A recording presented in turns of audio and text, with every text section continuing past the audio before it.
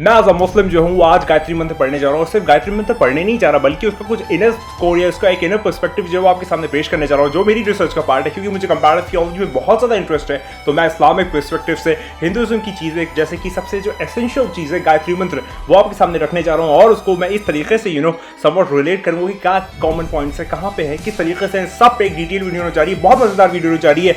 आप वीडियो के लिए हम लोग सब पे बात करेंगे।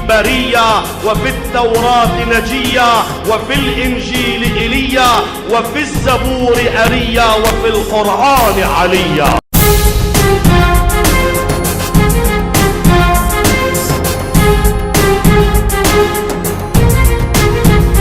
आगाज करते बात स्टार्ट करते तो आज मैं बात करने जा रहा हूँ एज अ मुस्लिम।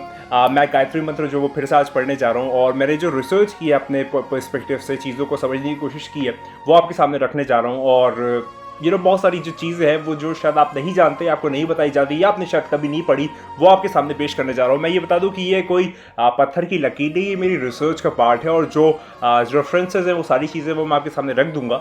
लेकिन साथ साथ जो है ये मेरी रिसर्च का पार्ट कुछ ऐसा पार्ट है यानी कि आपको मज़ा आएगा सुन के। अगर आप ओपन माइंड रखते हैं, अगर आप कंपैरेटिव थियोलॉजी में यानी कि अलग अलग दीन या अलग अलग मज़हब की स्टडीज़ करते हैं, अलग रिलीजन्स को स्टडी करने में इंटरेस्ट रखते हैं तो आपको ज़रूर इसमें मज़ा आने वाला है। और इन जनरल भी अगर आप एक आम इंसान है तो आपको मज़ा इसलिए आएगा क्योंकि इसके अंदर कुछ मोहब्बत की बातें, कुछ अच्छी बातें, कुछ सच्ची बातें जो है वो आपके सामने आज मैं रखने जा रहा हूँ। एज अ मुस्लिम मैं आपके सामने गायत्री मंत्र पढ़ने जा रहा हूँ और मैं ओपन टू ऑल हूँ। मुझे कोई इसमें कोई वो नहीं है कि मैं ये नहीं करूँगा वो नहीं करूँगा। मैं हर चीज़ जो है हर तरीके से पढ़ता हूँ क्योंकि जब खुदा एक है तो उसका जो इम्पैक्ट है अलग अलग ज़बानों में हो सकता है अलग अलग फॉर्म्स में आए हो, लेकिन कहीं ना कहीं वो जो मैसेज है वो यूनिटी का सेम है हर जगह पर। तो चलिए बात का आगाज़ करते हैं, बात स्टार्ट करते हैं। तो मैं गायत्री मंत्र पर आपके सामने पढ़ देता हूँ और उसके बाद में फिर इस्लामिक पर्सपेक्टिव से इसका रिलेशन कहीं ना कहीं देखने की कोशिश करूँगा। बाकी जो इल्म है, जो कि नॉलेज है, जो कि ज्ञान है वो मतलब लिमिटलेस है, तो वो कोई पूरी तरीके से प्राप्त कर नहीं सकता, ज्ञात कर नहीं सकता सिवाय ईश्वर के। तो मैं चाहूँगा कि आप लोग भी मेरे लिए दुआ करें, प्रार्थना करें कि और जो ज्ञान की प्राप्ति है वो मेरे झोली में आ जाए। तो बात स्टार्ट करते हैं। तो पहले मैं गायत्री मंत्र पढ़ता हूँ और उसको फिर मैं मौला कुल कायनात यानी कि मौला अली के साथ जनाब फातिमा ज़हरा सलामुल्लाह अलैहा गायत्री माँ जो है सारी चीज़ों को कहीं ना कहीं रिलेट करने की कोशिश करूँगा आपके सामने, ही मेरी कोशिश है।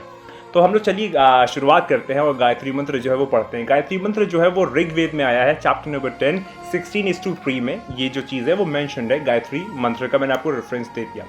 अब गायत्री मंत्र जो है वो ऐसे शुरू होता है, ओम भू भुव स्वाहा, ओम भू भुव स्वाहा तत्सवितुर्वरेण्यम भर्गो देवस्य धीमहि धियो यो न प्रचोदयात्। ठीक है, ये क्योंकि संस्कृत है, मेरी ट्रांसलेशन जो है वो एग्जैक्टली उतनी प्रोफिशिएंट नहीं है, लेकिन जो मतलब है मैं आपको वो ज़रूर समझाने की कोशिश करूँगा। तो ओ भू भुव स्वा तत्सवितुर्वरेण्यम भर्गो देवस्य धीमहि धियो यो न प्रचोदयात्। ये जो है ये पूरा एक कंप्लीट जो है वो गायत्री मंत्र मैंने आपके सामने रखा। अब इसकी ट्रांसलेशन जो है वो हम लोग थोड़ा सा इसका ब्रेक डाउन करते हैं, इसकी इंटरप्रिटेशन जो है वो आपके सामने रखने की कोशिश करता हूँ और फिर इस्लामिक पर्सपेक्टिव को भी लाके कहीं ना कहीं एक कंपैरिजन और एक कॉमन पॉइंट पे हम बात लाके करते हैं। तो गायत्री माँ जो है यहाँ पर बात जो हो रही है, एक थोड़ा सा मैं आपको अगर बैक ऑफ द नॉलेज दूँ तो यहाँ पर जो गायत्री माँ है वो एक डिवाइन लेडी है और जिनसे जितने भी वेदास है, जितनी भी वेद है, जितने भी 4 वेद लिख लें जैसे अथर्ववेद, यजुर्वेद, ऋग्वेद और सामवेद, ये जो 4 वेद है वो निकले हैं, उनकी जो सोर्स ओरिजिनेटर है यानी कि जो सोर्स है वो गायत्री माँ है। हिंदुइज्म के पर्सपेक्टिव से बता रहा हूँ और वो कॉज है यूनिवर्स के क्रिएशन का, यानी कि जो यूनिवर्स का कॉज है क्रिएशन का वो गायत्री माँ के कॉज है वो, मतलब कि उनकी वजह से ये जो पूरा यूनिवर्स है वो क्रिएट हुआ है। हिंदुइज्म के पर्सपेक्टिव से, गायत्री मंत्र के पर्सपेक्टिव से ये निकल के आता है कि गायत्री माँ जो है उनकी वजह से ये पूरा यूनिवर्स जो है वो बनाया गया है। अब ये वाली बात अब यहाँ से ध्यान से रखिएगा, सारे हिंदू मुस्लिम जितने भी भाई बहन सुन रहे हैं वो ध्यान में ये बात रखिएगा कि जो गायत्री माँ है वो वजह है कि ये पूरा यूनिवर्स जो है वो क्रिएट हुआ है उनकी वजह से। अगर हम अब लोग आए इस्लामिक पर्सपेक्टिव में तो एक चीज़ आती है हदीस किस्सा। बहुत ध्यान से सुनिएगा, मैं आपको बहुत मज़ेदार बात बताने जा रहा हूँ और ऐसी वीडियो यूट्यूब पे नहीं मौजूद है, कहीं पे भी आप जाके देख लें, बल्कि इंटरनेट पे मौजूद नहीं है। हदीस किस्सा जो है वो एक नरेशन है, वो एक वाक़या है, वो एक चीज़ जो है, एक किस्सा जो है वो पेश आया था, वो है हदीस किस्सा का। हदीस किस्सा जो है वो प्रॉफिट मोहम्मद मुस्तफ़ा सल्लल्लाहु अलैहि वसल्लम की जो बेटी थी बीबी फातिमा ज़हरा सलामुल्लाह अलैहा, ठीक है, जो बीबी फातिमा ज़हरा सलामुल्लाह अलैहा थी उनके लिए रिवायतों में आता है कि उनकी वजह से ये जो पूरा यूनिवर्स है वो कॉज ऑफ क्रिएशन है, यानी कि जो बीबी फातिमा है वो लेडी है, वो हस्ती है कि जिनकी वजह से पूरी जितना भी यूनिवर्स है वो बनाया गया है, उनकी वजह से वो सारी चीज़ें जो है वो एग्जिस्टेंस में आई है। किसकी वजह से? बीबी फातिमा ज़हरा सलामुल्लाह अलैहा। अब हम लोग थोड़ी चीज़ों को लेके चलते हैं। अगर हम लोग हिंदुज़म का पर्सपेक्टिव देखें तो यहाँ पर गायत्री माँ जो है उनकी वजह से पूरा का पूरा यूनिवर्स जो है वो क्रिएट किया गया है, उनकी वजह से एग्जिस्टेंस में आया है। और अगर इस्लामिक पर्सपेक्टिव में देखें तो रिवायतों में यानी कि नरेशंस में हमको जो मिलता है वो ये मिलता है कि बीबी फातिमा ज़हरा सलामुल्लाह अलैहा की वजह से, उनकी वजह से पूरी की पूरी यूनिवर्स जो है उसका क्रिएशन किया गया है, वो बनाया गया है। पहला कॉमन पॉइंट आपको सोचने के लिए मैं छोड़ रहा हूँ। देखिए मैं खुद से कुछ नहीं कह रहा, लेकिन आपके लिए छोड़ रहा हूँ सोचने के लिए। आप लोग इस पर सोचे विचार करें कि कितनी कॉमन पॉइंट्स है, क्योंकि खुदा एक है तो कहीं ना कहीं हर मैसेज हर ज़माने में सेम रहता है। बस थोड़ा बहुत जो ज़माना है वो उसको मैनिपुलेट कर देता है, लेकिन मैसेज जो है वो सेम रहता है। बात आगे करते हैं मेरे रिसर्च के पार्ट से। तो अगर हम लोग हिंदुइज्म के पर्सपेक्टिव से देखें तो जो गायत्री माँ है वो बीबी फातिमा ज़हरा सलामुल्लाह अलैहा है हिंदुइज्म फिलॉसफी में, और इस्लामिक फिलॉसफी में भी बीबी फातिमा ज़हरा सलामुल्लाह है। ठीक है, ये बात क्लियर हुई। आगे बढ़ते हैं। अब जो भू भुव स्वाहा ये तीन आती है ना, ओम भू भुव स्वाहा। ठीक है, तो हम लोग बात करते हैं भू भू भुव स्वाहा, ये तीन वर्ड है ना, भू भुवा स्वाहा। तो अगर इसका मतलब देखें संस्कृत की जो मैंने समवॉट टर्मिनोलॉजीज को देखा और थोड़ा सा जब छानबीन की तो मुझको पता चला कि जो ये भू भुवा और स्वाहा है ये तीन चीज़ें हैं पास्ट प्रेजेंट और फ्यूचर के लिए इस्तेमाल की गई हैं, यानी कि ये टेंसेस के फॉर्म में इस्तेमाल किया गया है कि भू भुवा और स्वाहा पास्ट प्रेजेंट और फ्यूचर है इसका मतलब। ठीक है, अब आगे बात सुनिए। अब जो मौला खुल कायनात अमीरुल मोमिनीन वल मुत्तकीन शाह मर्द शिरज़ क़ुव्वत परवरदिगार अल्लाह फ़तह अली सफ़ल ज़ुल्फ़िकार, यानी कि मेरे मौला अली जो हैं वो एक अपने बयान में, एक अपने सर्मन में, अपनी एक वाड़ी में कहते हैं कि मैं ही पास्ट हूँ, मैं ही प्रेजेंट हूँ और मैं ही फ्यूचर हूँ। यानी कि मौला अली कहते हैं एक जगह पर अपने सर्मन में कि मैं ही पास्ट हूँ, मैं ही प्रेजेंट हूँ और मैं ही फ्यूचर हूँ। गायत्री मंत्र में जो सेकंड लाइन है वो ये है कि भू भुवा स्वाहा।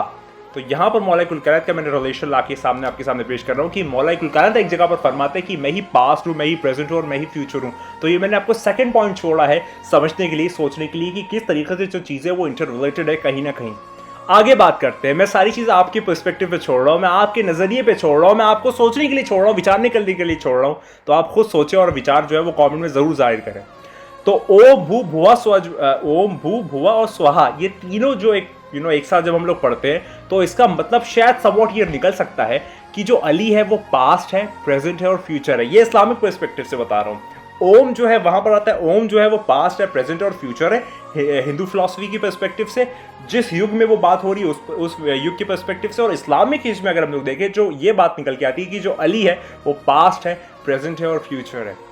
हिंदुइज्म की फिलॉसफी और इस्लामिक फिलॉसफी, युग अलग है, वक्त अलग है, टाइम अलग है, लेकिन जो चीज़ें हैं वो अपने आप को रिपीट कर रही है, अपने आप में एक रिपीटेटिव मोशन जो है वो ला रही है, यानी कि वो फिर से रिपीट हो रही है, वो तकरार में आ रही है, हर बार आ रही है, बार बार आ रही है। वो चीज़ें जो है वो आप अपने आप में समझ सकते हैं। इसमें कोई आपको इस तरीके से सोचने की ज़रूरत नहीं कि अरे ये तो वो कैसे। देखिए ये सारी चीज़ें जो है, ये खेल जो है वो एक परमात्मा ईश्वर अल्लाह, जिसको आप जो भी नाम से कह ले, वो जो ओम है, वो जो भी आप नाम कह ले, वो चला रहा है। तो वो इसको अपने एक हिसाब से चला रहा है। हर ज़माने में अलग अलग फिलॉसफी के हिसाब से अलग अलग चीज़ें आएंगे, लेकिन आप दूसरे की फिलॉसफी को रिस्पेक्ट करें। और अगर आप मुझ जैसे थोड़े से पागल टाइप के तो फिर उसको रिसर्च करके और इंटरेस्ट ले और खुश हो कि है ऊपर वाले तूने क्या बनाया है, तूने किस तरीके से चीज़ें जो है वो रिलेट की है। हालांकि हम लोग जो है वो ख़राब होते हैं, जो ऊपर वाला है वो हर ज़माने में चीज़ें जो है वो एक हिसाब से करता है। चले आगे बढ़ते हैं वरना वीडियो जो है वो बहुत लंबी हो जाएगी। अगर हम लोग आगे बात करें तो एक अगला जो वर्ड आता है ओम भू भुव स्वा, उसका आता है तत्, तत्सवितुर आता है ना, तो तत् हम लोग लेते हैं। तो तत् जो है उसका अरबिक बनता है हु। जो तत् वर्ड है उसका अगर हम लोग सेम वेट वाला वर्ड अरबिक में देखें तो वो हु बनता है। तो और आप जानते हैं कि जो हु है वो एक एनिग्मा है और एक सेम वेट कैरी करता है। जैसे वर्ड तत् है संस्कृत में, वैसे ही अरबिक में जो वर्ड हु है वो सेम वेट कैरी करता है। और हु जो है वो कहीं कहीं फिलॉसफीज़ में, रिवायतों में मिलता है इस्लामिक पर्सपेक्टिव में कि पंजतन पाक, यानी कि वो 5 पंजतन, यानी कि वो 5 मोहम्मद, अली, फातिमा, हसन, हुसैन, यानी कि प्रॉफिट मोहम्मद मुस्तफ़ा सल्लल्लाहु अलैहि वसल्लम, अमीरुल मोमिनीन मौला अली, यानी कि जो उनके कज़न भी थे और उनके दामाद भी थे। फिर बीबी फातिमा ज़हरा सलामुल्लाह अलैहा, मैंने आपको बताया गायत्री मंत्र गायत्री माँ से कैसे रिलेट किया। फिर इमाम हसन और इमाम हुसैन, ये जो 5 लोग हैं ये पंजतन कहलाते हैं। तो इनको भी कहीं कहीं रिवायतों में हु से रेफ़र किया गया है। अगर हम लोग आगे बात करें तो जो ये सवितुर आता है, तत्सवितुर आता है ना, तो फिर ये सवितुर का क्या मतलब है? सवितुर जो हम लोग किस तरीके से चीज़ों को इंटरप्रेट कर सकते हैं? तो अगर मैं सवितुर का आपको मतलब बताऊँ इस्लामिक पर्सपेक्टिव से, तो सवितुर जो है उसका सन ऑफ द सन्स का मतलब निकलता है, यानी सूरजों का सूरज, यानी कि सूरज कितने ब्लेजिंग होते हैं, ग्लेजिंग होते हैं, चमकदार होते हैं, बहुत ज़्यादा रोशनी वाले होते हैं। तो फिर जो सूरजों का सूरज है, यानी कि शम्स का शम्स है, सूरज जो है उसको अरबिक पर्सपेक्टिव से या फिर उर्दू पर्सपेक्टिव या फारसी पर्सपेक्टिव से शम्स कहा जाता है। तो जो सूरज है, सूर्य है, उसका जो अरबिक फॉर्म है सूरजों का सूरज, वो यहाँ पर सवितुर का मतलब निकल के आता है। तो यहाँ पर आपको मैं बताऊँ कि जो कई सारी ज़ियारात है, ज़ियारात यानी कि जो मंत्र पढ़े जाते हैं इस्लामिक फ़िलासफ़ी के हिसाब से, वहाँ पर कई बार सूरजों का सूरज जो है वो जो 12 इमाम आए हैं उनको कहा गया है, और इमामों ने ख़ुद को मतलब उस तरीके से यहाँ पर आइडेंटिफाई करवाया है। यानी कि देखिए आप किस एज में किस तरीके से चीज़ें जो है वो रिलेट कर पा रही हैं। तो यहाँ पर जो सवितुर है इसका मतलब है कि सूरजों का सूरज, जो कि इस्लामिक पर्सपेक्टिव में जो 12 इमाम आए हैं या फिर जो 14 मासूमीन आई है, 14 इनफालिबल्स, इस पर भी बात करेंगे कि विष्णु के 10 अवतार और 12 इमाम या 14 मासूमीन इस्लामिक पर्सपेक्टिव में कैसे रिलेटेड है। ये वाली रिसर्च मेरी चल रही है, अगर आप इंटरेस्टेड हैं तो कॉमेंट बताइएगा कि क्या आप ये वाली रिसर्च सुनना चाहते हैं। आगे बात करते हैं। अब आता है अगला जो वर्ड है वो है वरेनियम। अब ये वरेनियम, तत्सवितुर वरेनियम आता है ना, तो अब वरेनियम का क्या मतलब है? वरेनियम जो है वो किस तरीके से चीज़ों में रिलेट करता है इस्लामिक फ़िलासफ़ी में? तो वरेनियम मतलब होता है एडोर, इक्विवेलेंट, जो सेम वर्ड है वो है सुभान। अरबिक में जो सुभान है वो संस्कृत में वरेनियम है। वरेनियम जो वर्ड है गायत्री मंत्र में, तत्सवितुर वरेनियम, तो ये जो वरेनियम है ये अरबिक में जब आप ले जाते हैं तो फिर वो सुभान बनता है, और सुभान का मतलब होता है एडोर। ठीक है, ये बात क्लियर होगी। आगे बात करते हैं। अब यहाँ पर जो भर्गो है, भर्गो क्या मतलब होता है? भर्गो जो है अरबिक में नूर को कहते हैं, लाइट को कहते हैं, रेडियंस को कहते हैं, ब्लेजिंग पावर को कहते हैं। तो यहाँ पर जो संस्कृत में हमारे पास भर्गो है वो अरबिक में नूर होता है, लाइट, ब्लेजिंग लाइट हो जाता है। और पंजतन पाक जो है वो नूर खुदा, यानी कि जो 5 पंजतन है, मोहम्मद, अली, फातिमा, हसन, हुसैन अलैहिस्सलाम, ये जो है वो ईश्वर यानी कि परमात्मा के नूर है, लाइट है, और उस लाइट से इनको पांचों को बनाया गया है। तो यहाँ पर वो जो नूर है वो यहाँ पर पंजतन पाक है। ठीक है, मतलब ऐसा हम लोग क्लियर मतलब मिलाना चाह रहा हूँ, मैं कॉमन पॉइंट्स पे लाना चाह रहा हूँ। हालांकि अलग ज़माने, अलग चीज़ें हैं, लेकिन मैं फिर भी आपको मिला के आपके सामने रखने की कोशिश कर रहा हूँ। उसके बाद देवस्या।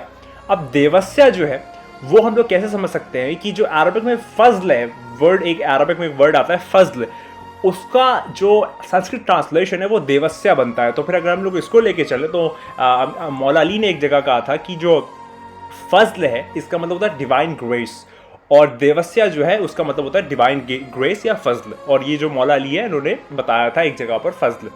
ठीक है, कि मतलब मौला अली जो है वो फजल है, डिवाइन ग्रेस है, और यहाँ पर जो देवस्या है वो मौला अली निकल के आ रहे हैं इस्लामिक पर्सपेक्टिव में, और वहाँ पर जो हमारा संस्कृत या फिर हिंदुइज्म का पर्सपेक्टिव है वहाँ पर वो चीज़ हो जाती है देवस्या।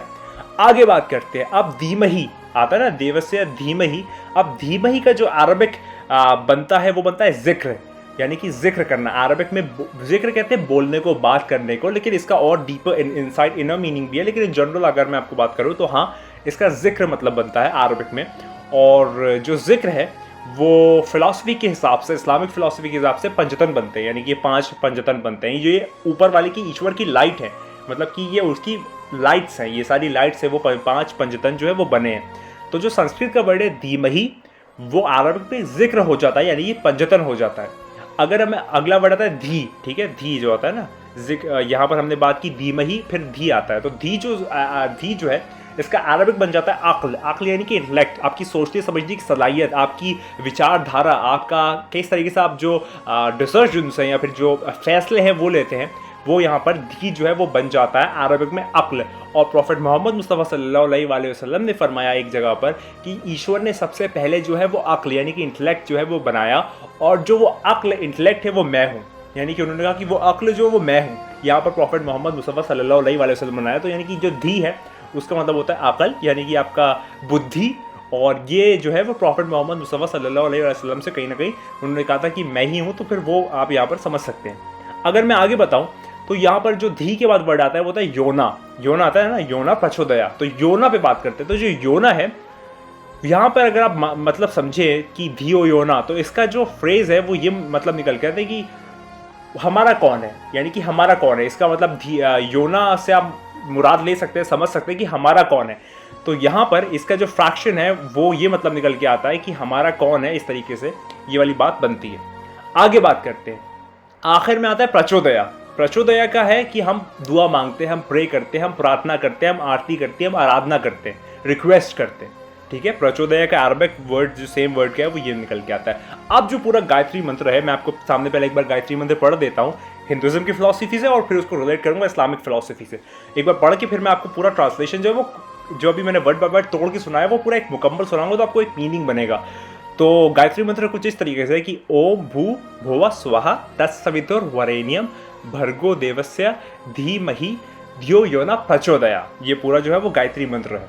अब इसका जो इस्लामिक पर्सपेक्टिव के हिसाब से मीनिंग बनता है, इस्लामिक हिसाब से जो मीनिंग बनता है, सारी चीज़ों को ब्रेक डाउन करने के बाद, रिसर्च करने के बाद, एनालाइजेशन करने के बाद, विजुअलाइजेशन करने के बाद, सारी चीज़ों को समझने देखने के बाद जो मेरी रिसर्च थोड़ा बहुत मेरे पास जो अक्ल है उसके हिसाब से ये बनता है कि जो ओम है वो है पास्ट, प्रेजेंट और फ्यूचर, और वो जो सूरजों का सूरज है वही है, उसका ही मतलब उसका ही जिक्र करो, उसकी ही बात करो, उसको ही प्रेस करो। और वो जो है वो ईश्वर की लाइट है, और उसका जो ग्रेस है, उसकी जो फजल, जैसे मैंने कहा था ना, उसका जो ग्रेस है वो हम प्रेस करते हैं और रिक्वेस्ट करते हैं, मतलब उसके वसीले से, उससे मतलब उसके थ्रू हम लोग मतलब ये रिक्वेस्ट करते हैं कि हमारा जो इंटेलेक्ट है उसको भी ईश्वर जो है वो दे दे, और हमारा भी इंटेलेक्ट जो है वो बढ़ जाए। यानी कि ये बात निकल के आती है गायत्री मंत्र का जो पूरा उपसंहार है दोस्तों, वो ये बनता है कि जो ओम है वो है पास्ट, प्रेजेंट और फ्यूचर, और वो सूरजों का सूरज है, और वो जो सूरजों का सूरज है उसी की जिक्र करो, उसी की बात करो, वही प्रेज वर्दी है, वही उसका ही रिमेम्बरेंस होना चाहिए, और वो ईश्वर की लाइट है, और वही ग्रेस है, और उसी के ग्रेस के थ्रू हम लोग उसका ग्रेस जो है हम प्रेस करते हैं, और यही रिक्वेस्ट करते हैं कि उस इंटेलेक्ट के थ्रू हमें भी थोड़ा सा इंटेलेक्ट मिल जाए, उस विशाल विराट बुद्धि के थ्रू हमें भी थोड़ी सी बुद्धि दे दी जाए, जिसके थ्रू हम थोड़ी सी अपनी जो विशेज़ हैं उसको पूरी कर पाएँ। तो ये मैंने हिंदुइज्म की फिलॉसफी के पर्सपेक्टिव से, अपनी रिसर्च के पॉइंट ऑफ व्यू से सारे रेफरेंसेस के साथ आपके सामने रखा कि हिंदुइज्म फिलॉसफी जो कि पता नहीं कितनी पुरानी है, सनातन धर्म की फिलॉसफी कितनी पुरानी है, ईश्वर ने पता नहीं बहुत शायद सबसे ही पुरानी है, ये आता है आजकल जो हम लोग हिस्ट्री की डेटिंग करते हैं।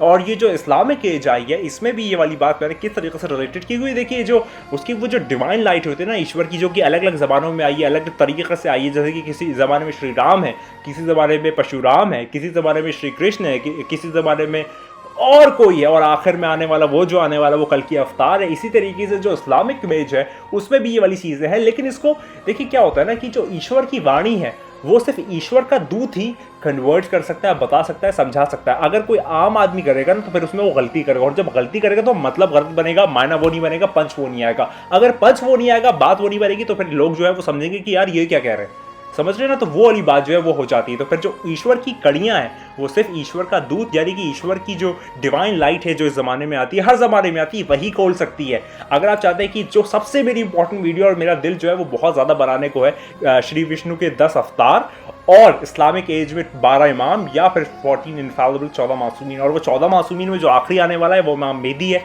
और हिंदुइज्म की फिलॉसफी में जो 10 अवतार है उसमें जो आखिरी आने वाला है वो कल के अवतार है। क्या कल के अवतार और इमाम मेहदी दो अलग लोग हैं या वो एक है? और सिर्फ ये दो ही नहीं, बुद्धिज्म में मैत्रेय आ रहा है, और पारसी मजहब में सशुरांत आ रहा है, और ताओइज्म में ट्रू सेवियर आ रहा है। तो क्या ये 5-5 लोग हैं जो आने वाले हैं? इन सब पे बात करने जा रहे हैं। अगर आपको पसंद आ रही है वीडियोस तो प्लीज़ कमेंट बताइएगा कि क्या आप इस तरह की वीडियो और चाहते हैं। देखिए मेरा काम है अपना ओपन माइंड रखना, रिसर्च करना, क्योंकि मैं ये नहीं चाहता कि जिस फिलॉसफी पे आप पैदा हुए उस फिलॉसफी ही मर के चले जाए। आपको रिसर्च करना है, और जो आपको ईश्वर, देखिए जब आप ज्ञान हासिल करने लगते हैं ना तो ईश्वर जो है वो आपके सामने दरवाजे खोलने लगता है, आपको दिखाने लगता है, आपको बताने लगता है, आपको वाज़ेह तौर पे जताने लगता है। तो अगर आपको पसंद आ रही है इस टाइप की वीडियोस तो आप लोग भी अपना ओपन माइंड करें और रिसर्च करें, और फिर जो भी आपको मानना है माने, क्योंकि ईश्वर एक है। आप किसी को भी माने, किसी भी तरीके से माने, लेकिन माने ज़रूर। इसलिए मैं थोड़ा सा उन लोगों से पसंद नहीं करता जो नास्तिक हो जाते हैं। नास्तिक जो है वो सिर्फ साइंस के पीछे चले जाते हैं। देखिए साइंस जो है वो रिलीजन की मोहताज है, रिलीजन साइंस का मोहताज नहीं है।